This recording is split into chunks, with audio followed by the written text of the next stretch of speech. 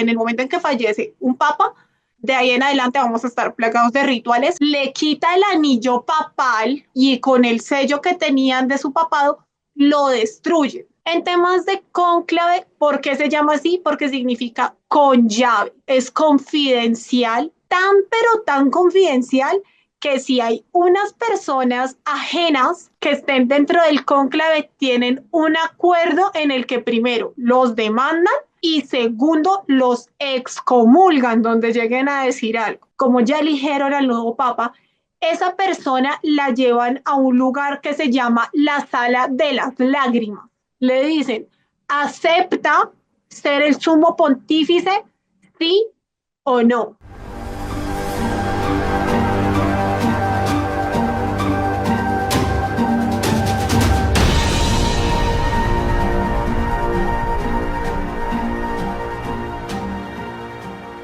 Hola a todos, bienvenidos una vez más aquí a Ventana al Misterio, un espacio en donde abrimos la mente a múltiples posibilidades. Y hoy tenemos un tema que está básicamente de moda, hay que decirlo, y tristemente es una noticia mundial y es la salud del Papa Francisco. Y es una noticia mundial porque nos guste o no, seamos católicos o no, sigue siendo una figura representativa muy importante a nivel mundial. No solamente eso, sino que hace parte, o es mejor, el líder de la Iglesia Católica y todos los ojos del mundo están puestos en ese líder, en la salud que se viene deteriorando de este Papa Francisco casi que desde finales del año pasado, pero hace pocas semanas internan al Papa Francisco. Todos los días el Vaticano está realizando un reporte sobre la salud de este sumo pontífice. El fin de semana hubo un hecho que dejó a todo el mundo alarmado porque aparentemente el Papa tuvo una complicación de salud el viernes pasado. Sin embargo, al día de hoy, el Vaticano ha salido a decir que la salud del Papa está estable. Frente a esta situación, pues obviamente hay que pensar en la posibilidad de que ya sea que el padre se retire o algo mucho más radical, que fallezca por temas de salud. Y eso implica una cantidad de movimientos dentro de la Iglesia Católica, pero también una gran cantidad de rituales que son muy interesantes, muy curiosos y sobre todo misteriosos, porque todo lo que hay dentro de la iglesia, pues de todas maneras tiene un halo de misterio que por eso estamos explorando aquí en este tipo de contenido. Y para hablar de qué se puede venir en caso de que el Papa Francisco fallezca, eh, pues tenemos a una mujer, a una periodista invitada el día de hoy que nos va a ayudar a entender todos estos misterios alrededor de el cónclave, del fallecimiento de un papa, cómo se elige un papa. Es bien interesante entender un poco todo esto, aunque vuelvo y repito, seguramente muchos de los que están aquí conectados pues no crean en la Iglesia Católica, no sean católicos, pero son rituales muy interesantes de los cuales vamos a hablar con la señorita Tania Velázquez, periodista. Bienvenida, Tania, aquí a Ventana del Misterio nuevamente. Hola, Joa, gracias por la invitación. De verdad, estoy feliz siempre de venir a Ventana al Misterio. Es uno de mis canales favoritos y comencemos porque el tema es largo pero entretenido. Es muy interesante, Tani, ¿no? Es muy interesante poder entender un poco todos esos rituales y esos procesos que finalmente tienen un sentido y que nos muestran y que nos enseñan de alguna manera algo, porque eso, a eso o para eso son los rituales, ¿no? Para simbolizar ciertas cosas. Pero arranquemos.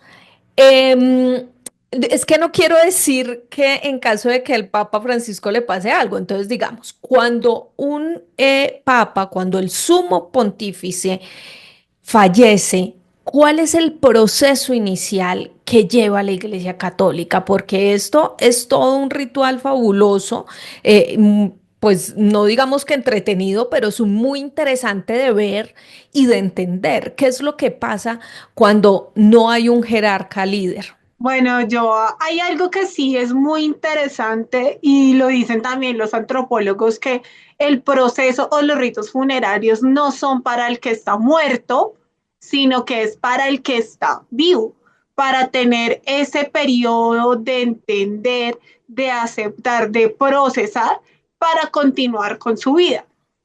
Y claro, en el caso del Papa es lo mismo, y más que estamos hablando de la máxima cabeza de la Iglesia Católica. Estamos hablando de una persona que es supremamente reconocida. No importa si eres católico, ateo, cristiano, Hare Krishna, lo que sea, tú tienes presente la figura del Papa.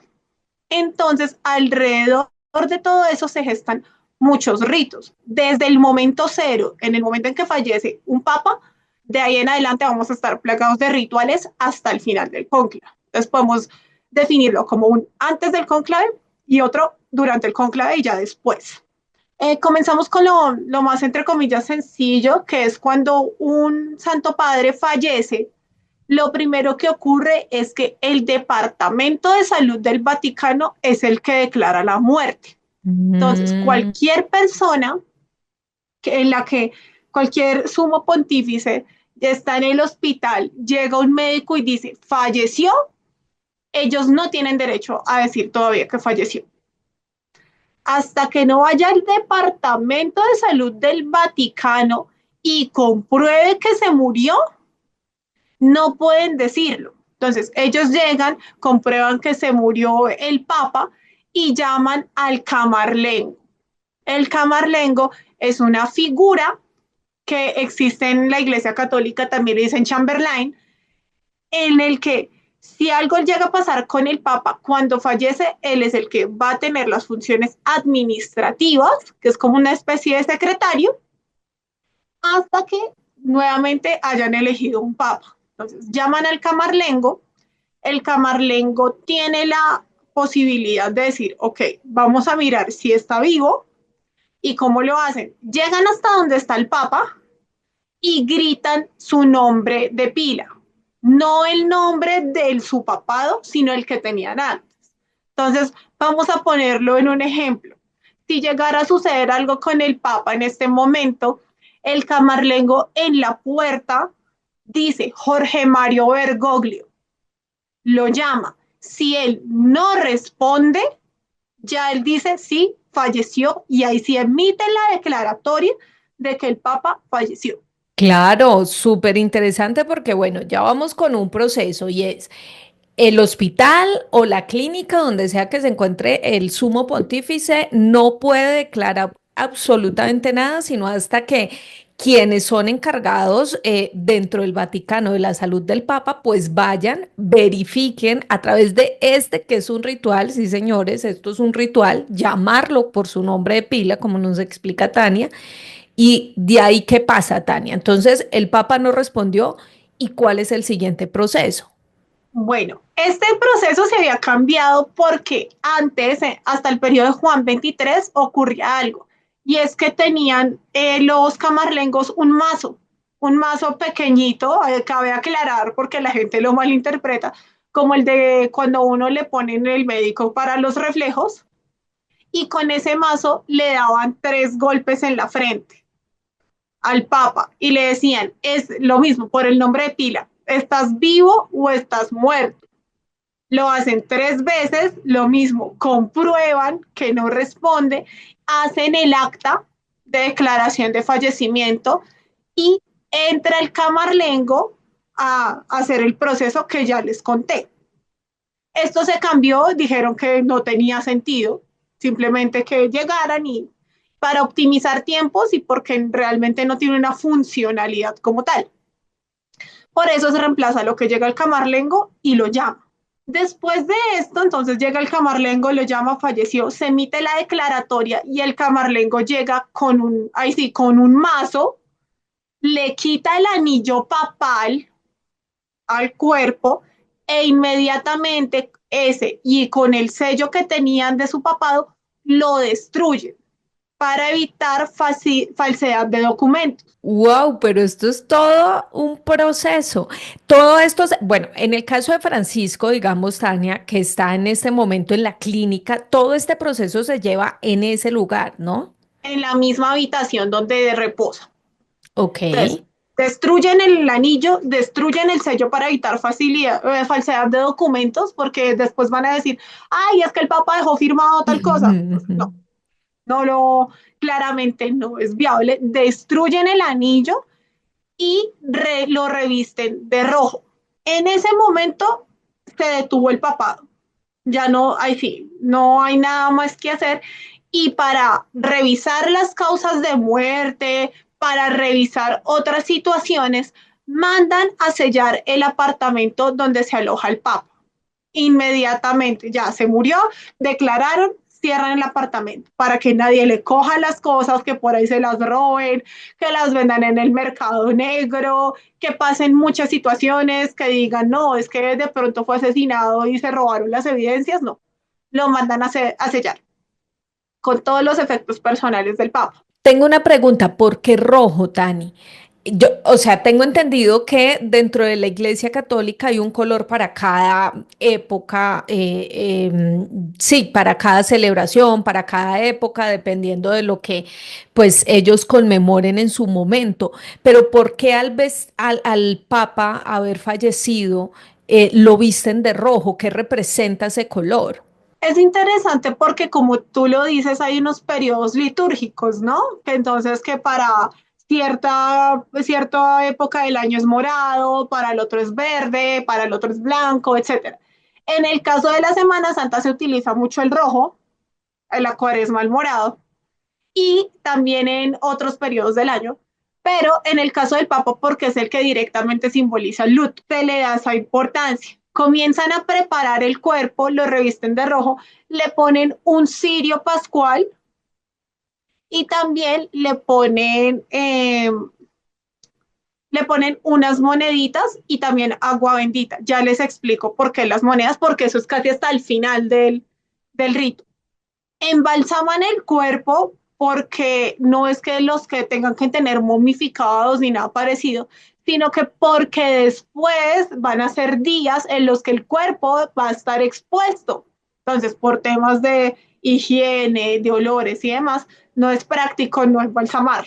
Entonces, después de eso ya lo declararon, ya lo revistieron y de ahí en adelante la Basílica de San Pedro comienza un periodo de luto en el que tocan las campanas, las repican hasta más no poder y utilizan y cogen el portón de bronce, que es uno de los más importantes, y lo cierran a la mitad. ¿Qué es el portón de bronce? Bueno, es un portón que es uno de los más significativos en el Vaticano. Tiene, bueno, una importancia aparte por la entrada del Papa, también por la entrada de los fieles. Entonces, ese portón es el que se cierra a la mitad, en señal de luto. Así como en otros lugares se bajan las banderas a media asta, esto pasa pero con los portones. Después de trasladar el cuerpo, lo llevan a la Basílica de San Pedro y empiezan a hacer varios cantos que también son de índole gregoriano, rezan y utilizan el agua bendita que tenía el Papa, que se le puso en el cuerpo, para hacer la aspersión, para bendecirlo. Ahí lo llevan, lo pasan por el altar de confesión, lo llevan a la Basílica de San Pedro hacia el altar y disponen del cuerpo del Papa para que mire hacia el pueblo, para que la gente cuando vaya a visitarlo se dé cuenta que sí, efectivamente es el Papa que fue el que falleció. Y aparte de hacer la aspersión con el agua bendita, utilizan el incienso. Empiezan con el incensario a dar varios pasos por todo lo que es el traslado de la Basílica de San Pedro. Ahí comienza un periodo de luto y que dura entre 4 y 7 días. Esto varía, depende de muchas cosas, de cómo lo decía el Camarlengo, cómo lo decía el Vaticano como tal. Y hay algo que hay que tener en cuenta, que es que el Camarlengo es el encargado de todos esos ritos. Ahí, en ese momento, ya habrán llamado al que se llama el colegio cardenalicio, que son todos los cardenales del mundo que se van a preparar para el cónclave, que es el que vamos a hablar más adelante. Dani, el camarlengo es una persona escogida por el Papa, es decir, ya había trabajado con el Papa y era como su mano derecha porque tiene mucha responsabilidad cuando el sumo pontífice pues fallece y es no solamente estar a cargo del anuncio al mundo de esta noticia, sino además de toda una preparación de todos estos rituales y esto pues no lo puede hacer cualquier persona. Mi pregunta, vuelvo, concreta es, ¿ese camarlengo es escogido por cada papa? ¿Es su mano derecha o cómo está ahí como catalogado ese personaje? Cada camarlengo es diferente y hace una función de secretario, por decirlo de alguna manera. Con eso, en el momento, como él ya conocía todos los asuntos internos del Papa, simplemente lo trasladan a lo que, bueno, usted conocía qué era lo que le gustaba, qué era lo que hacía, cuál era su agenda. Entonces vamos a trabajar sobre eso mientras eligen al Papa. Pero curiosamente, no es el camarlengo de este Papa, se llama Kevin Farrell, es de Irlanda, es nacido en Irlanda, pero las funciones actuales no las cumple el camarlengo, las cumplen otras personas designadas por la iglesia. Básicamente, el camarlengo está declarado únicamente para cuando fallece el Papa. Y quien ahorita está ejerciendo las funciones del Vaticano en este momento es una monja, que en este momento había sido algo impensable. Hasta ahora la designó el Papa Francisco para que cumpla esas funciones. Entendido. Sí, sí, sí, habíamos visto la noticia que además también, como tú dices, como marca un antecedente dentro de la Iglesia Católica, porque nunca antes una mujer había estado tomando las decisiones, estas sí encargadas por el Papa, ¿no? El Papa la designó al Exactamente. entender su estado de salud y saber que se debía retirar por unos días mientras pues se estabilizaba y puso a esta monja precisamente a tomar las decisiones que sean importantes justo en este momento en el que el Papa está un poco retirado pues de su trabajo y de sus funciones. Así es. Y retomando con el ritual, ya llegamos a la Basílica de San Pedro, ya quedó el Papa ahí viendo hacia el pueblo y pasa algo muy interesante, Joana, y es que antes, o sea, hasta el Papa Juan Pablo II y el retirado Ratzinger también, o sea, Benedicto XVI, ellos tenían tres ataúdes, de ciprés, de olmo y de zinc para evitar que eso, o sea, para evitar primero el tema de humedad, el tema de olores y por seguridad. Eran esos tres. Actualmente el Papa Francisco dijo, en el caso de que a mí me pase, yo no voy a permitir que sean tres ataúdes. Solamente va a ser el de zinc, que es el que emite el tema, permite o evita el tema de humedad, y el de olmo, que es el ataúd final. Me imagino que es el que utilizan cuando el cuerpo está en exposición, ¿no? Sí, el segundo, que es el ya cuando disponen de los restos, y el tercero, ya cuando lo entierran. Después de que, bueno, llegan con los primeros ataúdes, exponen el cuerpo, ellos oran, se hace una Eucaristía, se abre la Basílica de San Pedro para las personas, para que vayan a visitarlo, para que revisen las condiciones en las que estuvo el cuerpo y ahora todos al mismo tiempo pueden irlo a ver. Antes decían, primero van a ir el colegio cardenalicio, luego van a ir los políticos, luego los personajes destacados, no, ahora todos al mismo tiempo pueden ir. No van a hacer ninguna excepción de por qué es más destacado o no. Y ahí, como les decía, pasa el periodo de luto, se hacen las exequias del padre, la mayoría son cantadas porque es un personaje destacado, era la cabeza de la iglesia católica como tal, le ponen un velo blanco de seda y proceden a disponer del cuerpo. Ahí es donde antes de sellar el ataúd le ponen un cirio pascual, le ponen monedas de su papado y disponen ya del cuerpo para enterrarlo. ¿Por qué se ponen las monedas? Ellos dicen que si, no sé, en algún momento ocurrió un cataclismo o pasó algo, se cayó el Vaticano, pasaron 1000 años y llegan los arqueólogos, algunas personas les quede más fácil reconocer el cuerpo y de quién era en la tumba de la que ellos estaban hablando.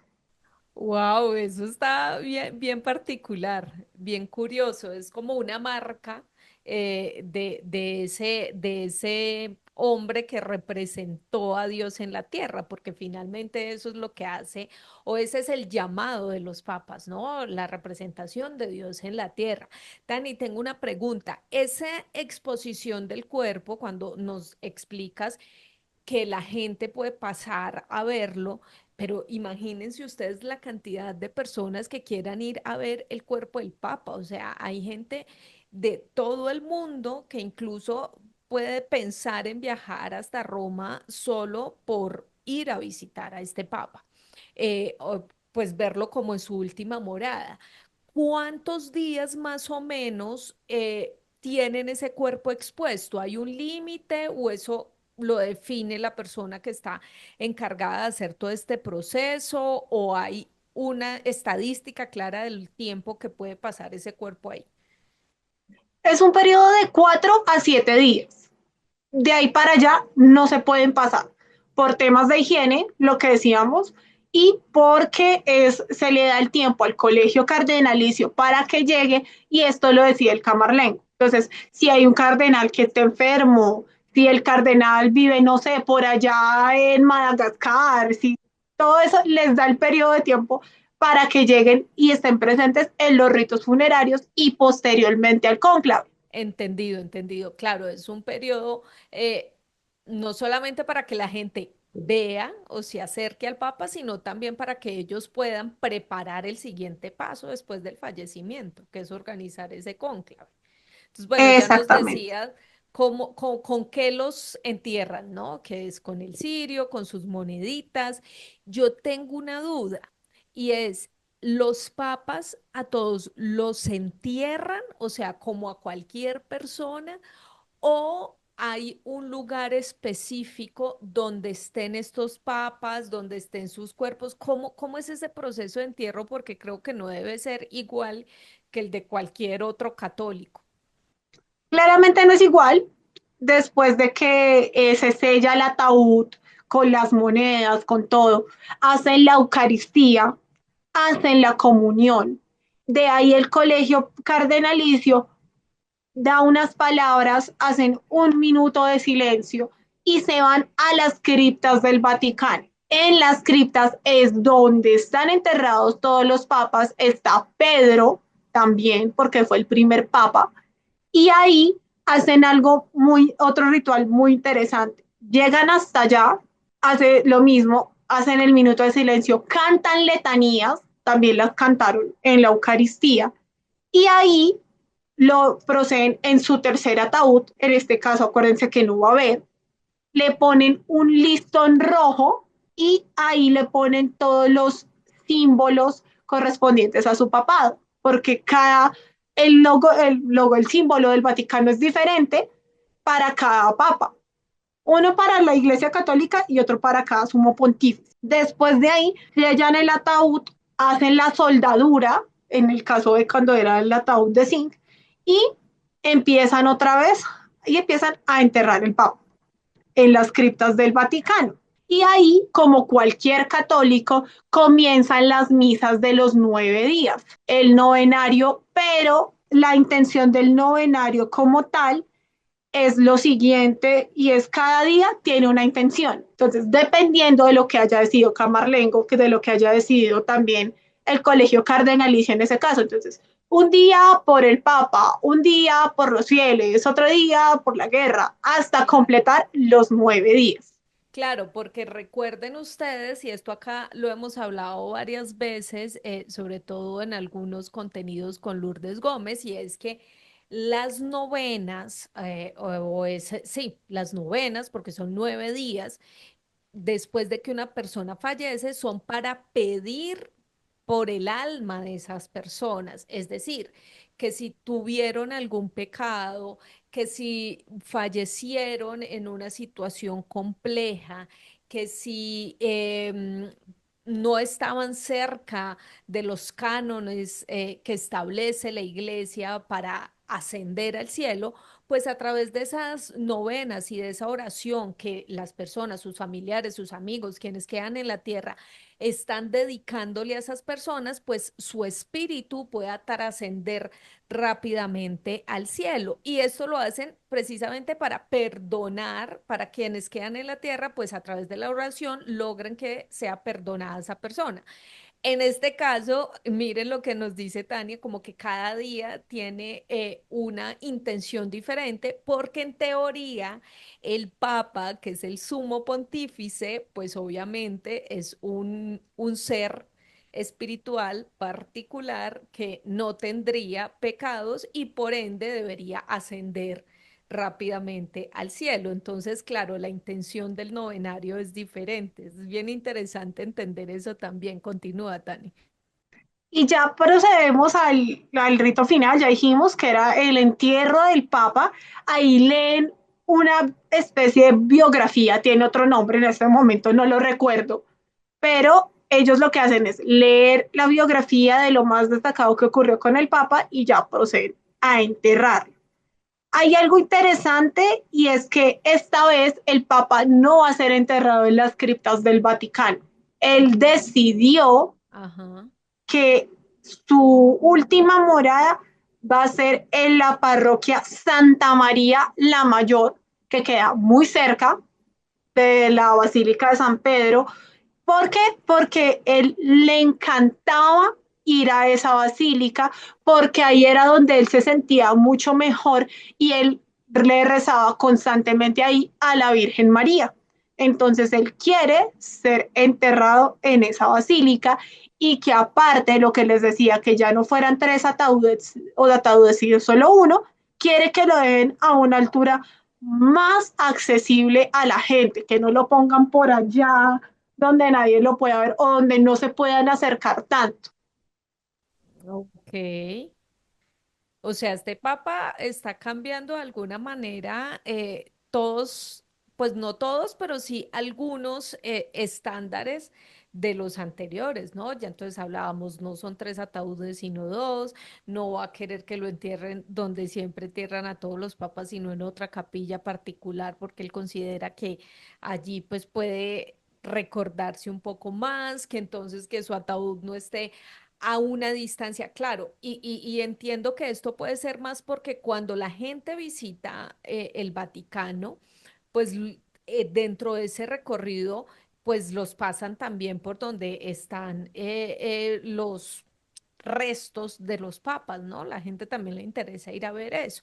Y me imagino, yo no he visitado el Vaticano ni mucho menos, pero me imagino que debe ser pues una especie de exposición, por decirlo así, pero sí como a una profundidad y por eso es que él quisiera como que su ataúd o su cuerpo, como quieran ustedes llamarlo, pues esté mucho más cerca para que la gente lo pueda ver con mayor tranquilidad o tenerlo más de cerca, ¿no? También es un mensaje de un papa que está mucho más abierto a la gente, mucho más abierto al pueblo, mucho más cercano, ¿no? Quizás también esa es como el mensaje que quiere dejar Francisco.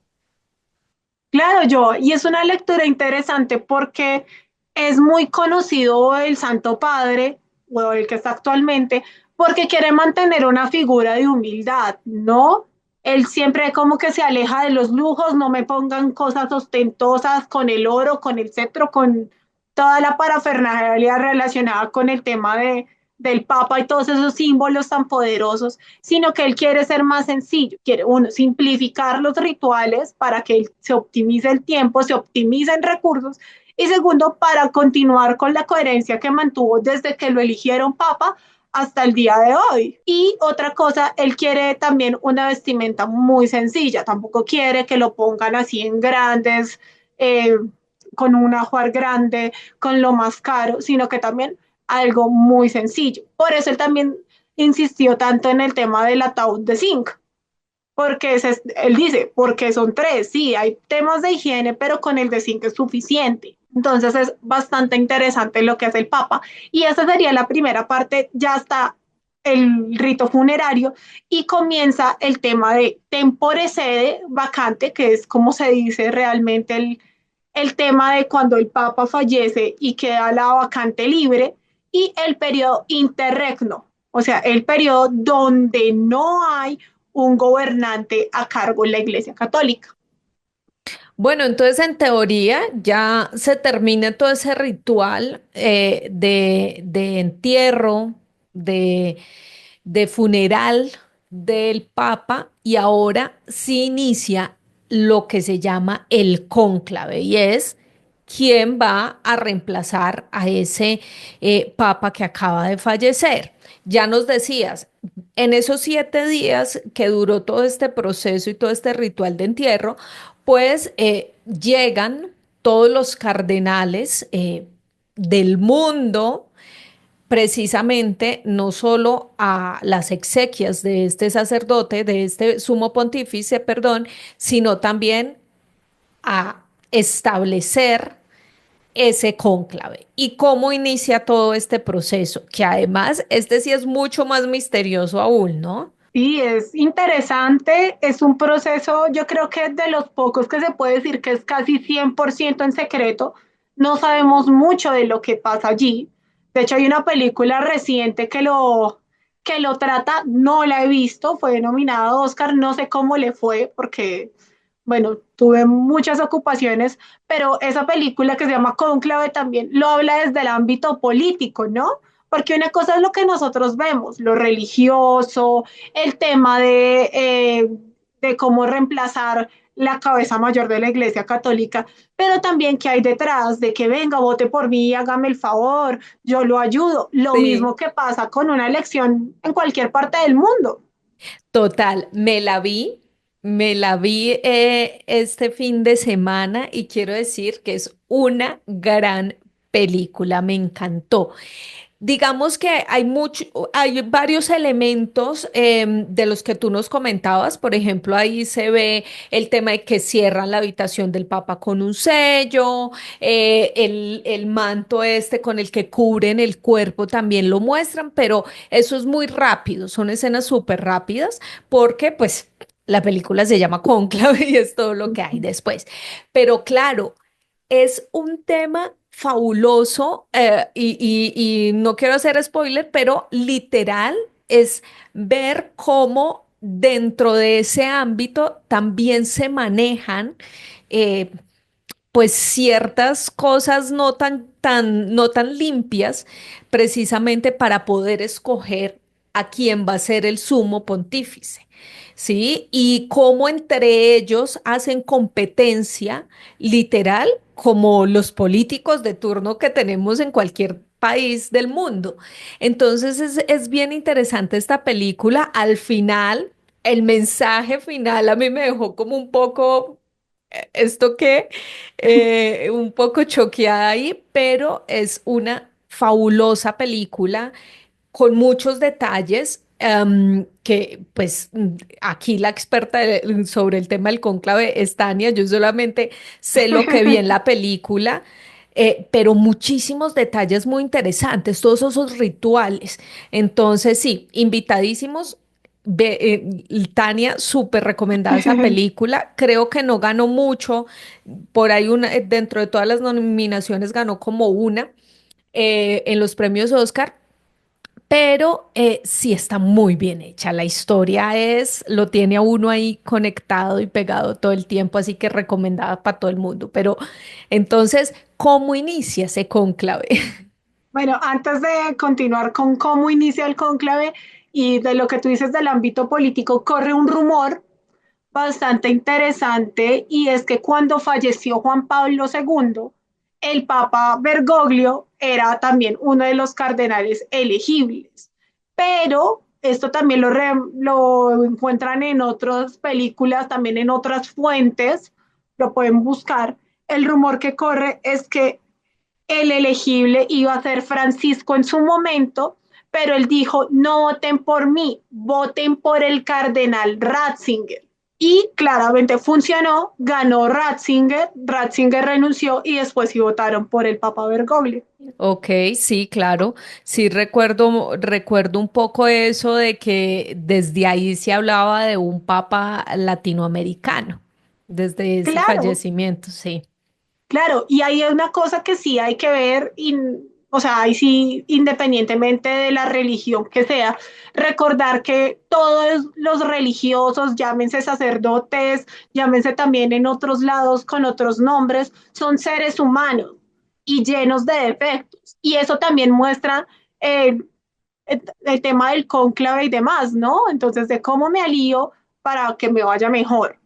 Ahora sí, en temas de cónclave, ¿por qué se llama así? Porque significa con llave, porque todos se reúnen en secreto, cierran la puerta y nadie sale hasta que se toman las decisiones. También, primero, es confidencial 100%, tan pero tan confidencial que si hay unas personas ajenas que estén dentro del cónclave tienen un acuerdo en el que primero los demandan y segundo, los excomulgan donde lleguen a decir algo. O sea, hay nada que hacer, por eso es tan secreto. Inclusive en este momento con medios tecnológicos tan importantes que solo tenemos a la mano el celular y chateamos y decimos, está pasando esto, realmente en ese momento no se puede. Primero, porque también es excomulgable y tiene una pena para los cardenales. Y segundo, porque contratan un sistema o una máquina que les quita la señal a los teléfonos. Entonces, evitan que eso suceda. ¿Qué pasa?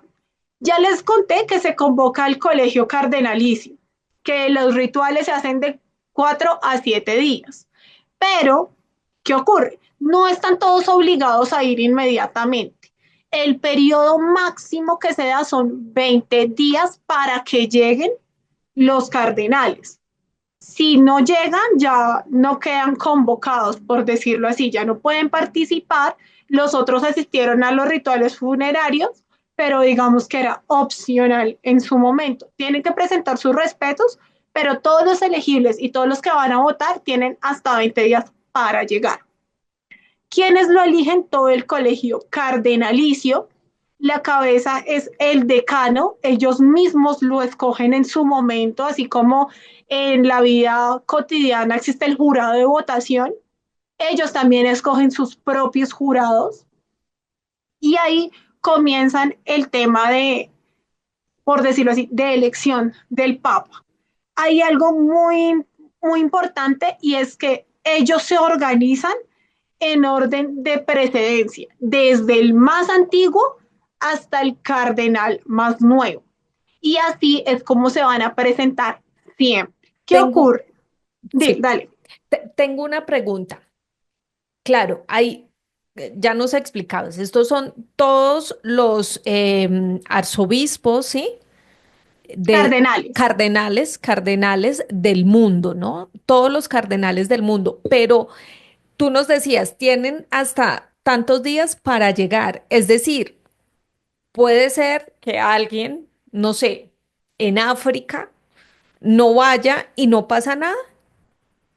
Realmente, o lo ideal es que así, por eso se les da tanto tiempo, porque ellos también hacen parte, ellos cuando fueron nombrados cardenales adquieren un compromiso con la iglesia, y es que en cada país existe el cardenal, y es el que puede estar en esa figura, no que si pasara en Colombia no tendrían representación. Obligatorio, tan obligatorio que el cónclave cuenta con médicos si hay un cardenal enfermo. O sea, prácticamente no hay excusa para faltar porque tienen médicos y si la persona, el cardenal, está, mejor dicho, demasiado grave, ya por allá llevado en camilla, igual, cuando están en la capilla Sixtina, ellos se encuentran, porque se hace en la capilla Sixtina, no en la Basílica de San Pedro, la habitación del Papa donde esté en ese momento, del Papa del Cardenal, en ese momento donde está internado, donde está en camilla,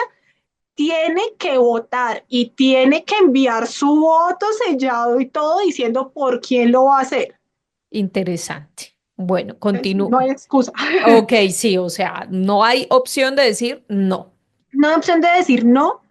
Algo muy importante y muy interesante es quién puede ser papa. El papa, esto no me lo estoy inventando yo, pueden Ujú. buscarlo porque va a sonar muy raro lo que voy a decir. Van a decir, no se la creo, y es cualquier hombre bautizado puede ser papa. Ok.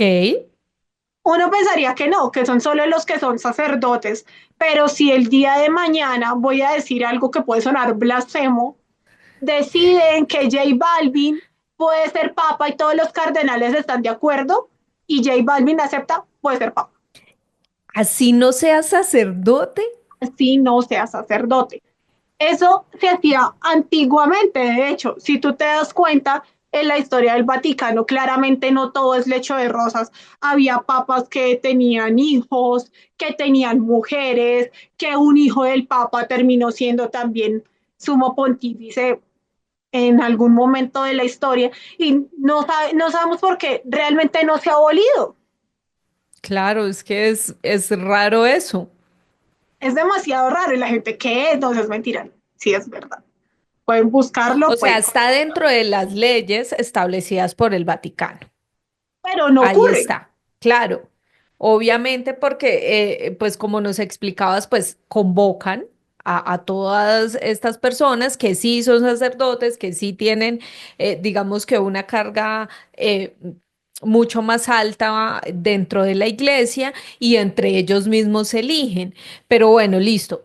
Cualquiera puede ser papa, según esta ley. Cualquier hombre Hombre, bautizado católico. hombre bautizado católico, vea pues. Pero hay algo de lo que siempre se habla y es de los famosos elegibles. ¿Qué Así son los es. elegibles? O sea, ¿cómo sabemos? Porque además, cada que un papa fallece, siempre hay una lista de elegibles. Entonces, ¿quién elige esa lista de elegibles? ¿O cómo es que sale? ¿O de dónde sale? Ahí hay un primer, de ahí hay un primer filtro, yo, y es que aparte de lo que les digo de los hombres católicos bautizados, que no se ha aplicado como tal hasta el momento, ahí pasa algo, y es que el primer filtro es que no deben haber cumplido los 80 años. Ahí va lo primero. Si usted tiene 80 años y es candidato o es elegible, ya no puede ser. Entonces, buscan a los más jóvenes.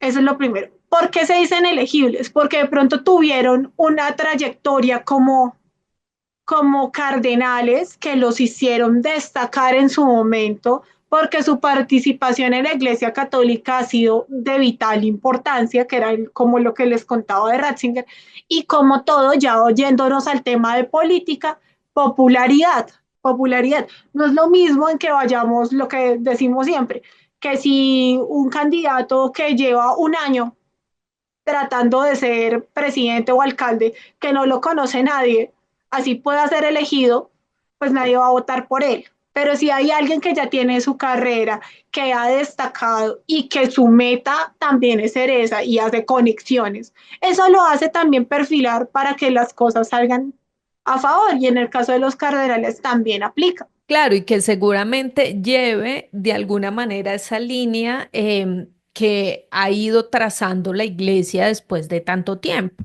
Recordemos una cosa, y es que antes la iglesia tenía unos radicalismos severos en muchísimos temas, como los homosexuales, como las mujeres, como la planificación, como los hijos, con los pecadores para ellos. Entonces, sin duda alguna, los últimos, pues que yo me acuerde, obviamente, los últimos tres papas sí han estado un poco más abiertos a ese tipo de tema, porque el mundo cambia. Así de sencillo, el mundo ha cambiado y la iglesia, pues por ende, no se puede quedar atrás en algunos asuntos que hacen parte de la agenda mundial, ¿no? Y también es entendible que debido a esa apertura que de alguna manera ha tenido la iglesia católica, pues asimismo pues se siga manejando como un perfil de sumo pontífice que vaya encaminado a ese lineamiento, me imagino yo. Sí, yo claramente eso ocurre bastante y hay que ver, ¿no? Lo que decimos, puede que ahorita con todo el ascenso de poder ya de una corriente más extrema, más es a lo conservador, pues puede que se elija un papa así, o al contrario, puede que no, quieren mantener otra postura diferente. Pero lo que tú dices obedece también a lo que ellos deciden. Eso es del tema político, ¿no? Ya volviendo al tema ritual, después de convocarlos a ellos, de tener esos requisitos, llegan y empiezan los rituales, pero en la capilla Sixtina. Ellos entran en la capilla Sixtina, comienzan con Eucaristía siempre, cuando está el cónclave, hacen un rito, entran cantando y como les digo, entran por orden de precedencia, no procedencia, sino precedencia. Entonces, desde el más antiguo hasta el último cardenal que fue electo. Si hay algún cardenal que no fue designado o que solo le avisaron, no sé, un ejemplo práctico, digamos que en Bolivia alguien le alcanzaron a decir que iba a ser cardenal, pero no han hecho la ceremonia, también tiene derecho a participar. Tiene derecho a participar, hacen el ritual, hacen la Eucaristía, entonan un himno que se llama Veni Creator, que se trata de invocar la presencia de Dios y del Espíritu Santo para que les dé la sabiduría de elegir al nuevo pontífice, entran a la capilla Sixtina y el último cardenal en ingresar es el que cierra la puerta y le echa llave. Y ahí es donde comienza el rito de la elección. ¿Qué sabemos? Aparte del tema político, lo que sabemos es que cuando ellos ingresan, cada uno hay una mesa al lado y a los dos costados de color rojo también, muy importante, siempre el color rojo es básico o elemental en estos casos. Y en cada lugar tienen un platico. En ese plato tienen tres papeletas que dice elijo en sumo pontífice. Claramente esto en italiano. Elijo en sumo pontífice. Esas papeleticas es cuando ya van a hacer el rito de votación. Ellos escriben el nombre de la persona y lo doblan en forma de cuadrado. Cuando esto pasa, el jurado, vamos a decirle así, el jurado de votación, o los tres cardenales, llegan en la parte más alta de la capilla y comienzan con un hilo rojo y una aguja a perforar los votos. Entonces, ¿qué pasa? Llamamos al cardenal más antiguo. Llega el cardenal, dice, elijo en sumo pontífice y cosen el primer voto. Llega el segundo cardenal, pasa lo mismo hasta el último. Hacen el conteo de cuántos votos deberían haber y si están correctos, proceden a abrir la tarjeta, leen quién es el que va ganando o el voto de la persona y perforan y lo separan en bandejas.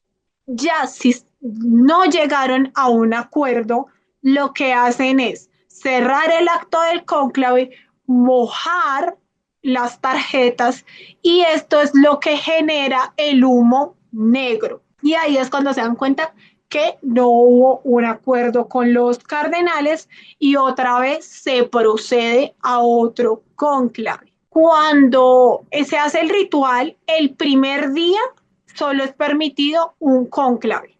El resto de días son hasta tres. Si después de cierto tiempo, es muy raro, pasan 7 días, 7 días no hubo un acuerdo, se da 3 días para que los cardenales salgan, tomen decisiones, vuelvan otra vez. Si no se pusieron de acuerdo nuevamente establecen un periodo de días hasta que por fin llegan al acuerdo de quién es el Santo Padre. Ya cuando esto sucede, ya se decidieron, hicieron el ritual, llenaron hicieron el ritual de las horas, que es muy importante, no se conoce mucho de eso, pero si eligieron al sumo pontífice, ya no le ponen agua a las tarjetas y se emite el humo blanco. Y ahí es cuando se elige al nuevo papa. Los fieles siempre esperan afuera y si ven un humo blanco, que los cantos, las oraciones, todos muy felices. ¿Qué pasa mientras tanto en el cónclave? Como ya se terminó, como ya eligieron al nuevo papa, esa persona la llevan a un lugar que se llama la Sala de las Lágrimas. Es un nombre bastante interesante porque ¿Eso qué también habla, significa? sí, porque también habla del despojo de las cosas. Entonces lo llevan allá, le dicen, ¿acepta ser el sumo pontífice? ¿Sí o no? Entonces, bueno, dice sí, dice no. En el caso de que diga no, otra vez nos vamos a concla. Si dice que sí, le dicen, ok, ¿cómo se quiere llamar? Y ahí es donde deciden su nombre. Ahí es donde cambia la vida de ellos, lo dejan un momento para que haga oración. Él se despoja de las vestiduras que tiene y le dan unas nuevas como símbolo de ese cambio que va a tener ahora en su vida como líder de la Iglesia Católica. Varias preguntas ahí. Primero, ¿por qué se cambian el nombre? O sea, ¿por qué tienen que hacerlo? ¿Eso qué representa? Y segundo, ¿cómo ellos escogen su nombre? Bueno, esto ya lo dije en otros lugares y va a sonar raro, va a sonar irónico. No hay la razón es bíblica porque se cambian el nombre. Recordemos que exactamente, si no estoy mal, es en el libro de Juan, aunque también lo mencionan en los otros libros, dicen que en un momento Jesús llama a Pedro y en ese momento Pedro no se llamaba así, se llamaba Simón. Y en ese momento Jesús le cambia el nombre y le dice, de ahora en adelante tu nombre es Pedro, que significa piedra, y sobre esta piedra edificaré mi iglesia.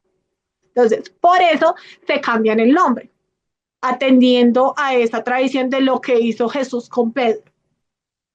¿Cómo escogen su nombre? No hay una razón así que tenga profunda acerca del cambio de vida. De hecho, también pasa con los reyes, ¿no? Que hay unos que se cambian el nombre. Pero en el caso católico lo que ocurre es que muchos lo hacen obedeciendo a la tradición de su organización. Entonces, en el caso de Francisco, pues claramente lo hizo por atender a la orden franciscana. Pero si son monjes de otro lugar o son curas de otro lugar, le obedecen a esa tradición. Pero en realidad, si el Papa quiere ponerse otro nombre, Alberto, Santiago, Michael, como sea, puede llamarse porque él decidió que se iba a llamar así. Bueno, pues habrá que ver cuál de todos estos papas que van a venir va a ser tan exótico para ponerse Michael o Jason o... O Brian, no sé, pero puede pasar. Y ya después de eso, lo que te digo, le retiran las vestiduras, él se encuentra en la sala de las lágrimas, los otros, ya después de que él sale, comienzan a felicitarlo, porque ya es la nueva cabeza de la iglesia. Mientras tanto, otros cardenales y el presidente del colegio cardenalicio está preparando el último ritual, que es salir a la ventana y decirles, les traigo un nuevo anuncio, que es cuando dicen, habemos papa. En ese momento ya le están poniendo el anillo al papa, le están poniendo su estola y sale a saludar a toda la comunidad católica. Le entregan el cetro de posesión y comienza un nuevo papado. Claro, ahí es cuando le anuncian al mundo que, o le muestran mejor, porque el anuncio de que ya hay un nuevo papa es el humo blanco. Por eso es Ajá. que esto es tan impresionante, porque la gente que está reunida ahí en esa plaza llora, grita, canta, empiezan a elevar oración. Eso es bien particular, todo eso que sucede ahí mientras tanto. Y claro, ahora la expectativa es ¿quién es? ¿Quién va a ser el papa? Porque aún en ese momento no se sabe, eso se sabe hasta que sale al balcón y muestran la cara del papa, ¿sí? Sin embargo, pues lo que decía Tania, de todas maneras ya había como eh, una lista ahí de elegibles, y por comentarios dentro de la iglesia, también de personajes, digamos, que están especializados en todo lo que sucede internamente y entonces salen a hablar más o menos de eso, pero todo finalmente es rumores, porque esto sí es muy cerrado. Y aquí tengo que decir, Tania, que te tienes que ver la película. Porque claro, Claro. claro, está muy bien hecha. Ahora con todos estos detalles que tú nos cuentas, uno dice como, wow, claramente el guionista de esto tiene súper claro lo que pasa de manera interna y no solo, digamos que de esa puja política, sino también de todo ese misterio y todo ese ritual alrededor de elegir a ese papa, porque todos esos detalles están muy bien contados dentro de esa película. Entonces es bien interesante todo lo que sucede allí con ese cónclave, con esa elección de una persona que sin lugar a dudas, pues sí hace parte de lo que todos como ciudadanos estamos esperando. Vuelvo y repito, esto no solamente es de quienes crean en la iglesia o los católicos, es una noticia a nivel mundial. O sea, es el representante de eso que es la iglesia católica, que nos guste o no, estemos de acuerdo o no, pues tiene muchísimo poder, tiene muchísima fuerza hasta el día de hoy y todo el mundo está pendiente de eso. Por eso es que con este tema de la salud del Papa, todos los días sale el Vaticano, muy a las 2 de la mañana hora Colombia, a decir, hoy el parte médico es tal. Hoy el parte médico es tal, porque todo el mundo tiene los ojos puestos en eso. Por eso hoy estamos hablando de esto, de qué pasa cuando un papa fallece, de cómo se hace su elección, de todo ese misterio alrededor, que claro, esto es lo que se puede saber. Sin embargo, internamente debe haber una cantidad, además, de misterio y de historia que no sabemos porque, volvemos a repetir, esto es un proceso muy secreto.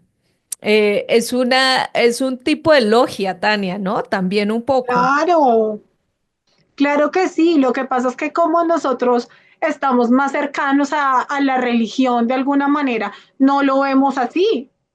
Pero, pero claro, lo mismo, son unos ritos, hay unos símbolos, hay unos colores que obedecen a eso. ¿Mm?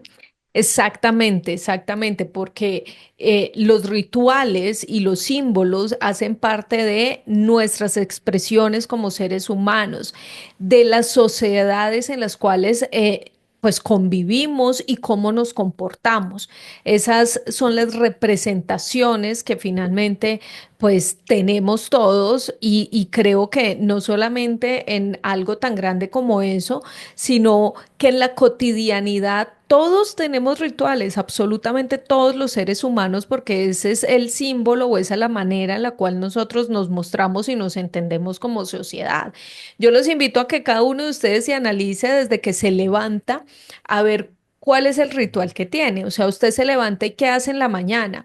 Seguramente quienes son creyentes, pues dirán, me pongo la bendición, oro o algo así. Quienes crean en otro tipo de religión, de cultura, pues dirán, yo me levanto y medito, yo me levanto y doy gracias. El otro se levanta y se toma su vaso de agua para estar saludable. O sea, todo eso, esos momentos de comportamientos hacen parte de los rituales de nuestra vida. Y así como nosotros tenemos rituales en nuestra vida cotidiana, pues estas organizaciones, estas entidades, estas religiones, pues también tienen esos rituales que llaman la atención y que son simbólicos y sobre todo que representan y que agrupan a ciertas personas dentro de esas cotidianidades que tienen ellos. No sé, Tani, si hay algo más que agregar aquí en este tema. Nos hacías un resumen espectacular de todo el proceso desde que fallece un papa y todos esos rituales que hay hasta que se elige finalmente y es mostrado al mundo en ese famoso balcón. Bueno, primero recordarles que hay mucha literatura al respecto que pueden consultar, a ver si hay una página católica 100% fidedigna que se llama Liturgia Papal, está paso a paso. En temas de literatura ya un poco más de novela, existe Ángeles y Demonios. Si nosotros le quitamos la teoría de conspiración y el tema Illuminati y demás, encuentran una bibliografía que también explica un tanto los rituales, se entiende más la figura del camarlengo. Cónclave, la película es un libro, entonces pueden consultarlo también, hay varias fuentes alrededor y como siempre yo les dejo un chisme. El chisme que les tengo esta vez es que el papado del cónclave, perdón, más largo duró 34 meses, desde noviembre de 1265, digo 68, hasta septiembre de 1271 fue para la elección del Papa Gregorio X y el cónclave más cortico fue el de Julio segundo en el año 1500 y duró solo 10 horas. Wow, o sea, tenían clarísimo a quién iban a Tenían a elegir. elegir. Interesante. Ya sé cuál fue el premio que ganó la película, fue mejor adaptación. Ah, ok, Claro, perfecto. porque como tú dices, pues era un libro y sí ganó mejor adaptación. Ah, bueno, porque además hay otra cosa y es que dependiendo de los días que se tarde o no ese cónclave, o mejor la elección, asimismo es un mensaje de si la iglesia internamente está unida o no. ¿M? De qué Claro que sí. tanto está esa disputa ahí por elegir quién va a ser el que lo siga representando. Ah, una cosa, quiero aclarar un dato. Yo había dicho que eran 3 elecciones al día, no, son hasta 7. A mí me confundí por el periodo de días que descansan si no hay acuerdo, que sí son 3. El primer día, una votación, descansan 3 días, después 7 días durante 7 votaciones. Y ahí otra vez, si no llegan a acuerdo, descansan. ¿Sabes cuánto se tardó la elección de Francisco? Habría que investigarlo. Busquemos cuánto se tardó eso, porque sí es interesante poder entender también ese tema, ¿no? ¿Cuál es el mensaje de interno que quieren mandar con esa elección rápida o no tan rápida? Bueno, en fin, eso es bien interesante porque finalmente como digo yo por ahí, todo en la vida es político. Así que cuando la gente dice como, a mí no me interesa votar, a mí no me interesa quién ganó de presidente, a mí no me interesa, pues señores, la vida es política. El mundo es político y todos nos movemos de esa manera. Y este tipo de historias también nos demuestran eso, ¿no? Nos demuestran, no, nos hacen ver como más cercano que todo es eso, todo se mueve a través de la política, hasta nosotros mismos todos los días en nuestra cotidianidad. Ujú. A ver, Bu- te tengo el dato. Cuéntamelo, cuéntamelo. Bueno, el conclave del año 2013, que fue el del Papa, inició el 12 de marzo y terminó el 13 de marzo. Súper rápido, Fue muy rápido, de un día para hubo otro. 5 escrutinios, 117 cardenales electores, 115 presentes y 2 cardenales ausentes. Bueno, igual ya la tenían clarísima porque tú nos contaste anteriormente que a este papa querían elegirlo incluso desde que falleció Juan Pablo II. Entonces, pues claramente estaba súper clara la elección del Papa Francisco. Seguimos esperando a ver qué sucede con la salud del sumo pontífice y pues seguir esperando a ver para cuándo sea el cónclave, si es que sucede en este año. Bueno, Tani, muchas gracias por acompañarnos aquí en Ventana al Misterio. Siempre un placer que nos traigas todas esas informaciones de curiosidades tan interesantes y de misterio, que es lo que más nos gusta en este contenido. Recordémosle a la gente tus redes sociales para que vayan y te sigan porque montas ahí unos videos muy interesantes de datos curiosos y misteriosos. Bueno, yo gracias por la invitación nuevamente. Recordarles que estoy en Instagram y en TikTok como @Tania me cuenta. Entonces allá los espero.